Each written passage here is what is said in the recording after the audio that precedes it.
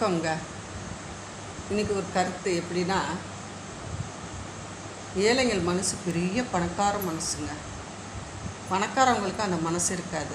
அவங்களுக்கு எப்படின்னா, யாருக்கும் உதவி பண்ணணுங்கிற ஒரு தோணாது. ஆனால் ஏழைங்க அப்படி கிடையாதுங்க.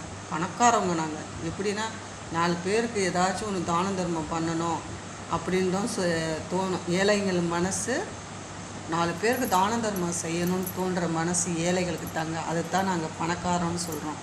ஆனால் பணக்காரவங்களுக்கு அந்த எண்ணமே வராதுங்க. அந்த பணத்தை எடுத்து எங்கிட்டடா சுருட்டி வைக்கணும், எங்கிட்டடா கொண்டு போய் மறைச்சி வைக்கணும்னு சொல்லிட்டு நாளைக்கு போய் என்ன பண்ணிடுவாங்க, எல்லாத்தையும் கருப்பு பணமாக்கி அதை ஒரு பொதுரில் போடுவாங்க. இல்லாட்டி எங்கிட்டாச்சும் மூட்டை கட்டி கிழித்து காவேரி ஆற்றுல போட்டு விடுவாங்கங்க. அதுதாங்க பணக்காரங்க மனசு. செய்ய மனசு வராதுங்க. ஏழைங்களுக்கு அப்படி கிடையாது.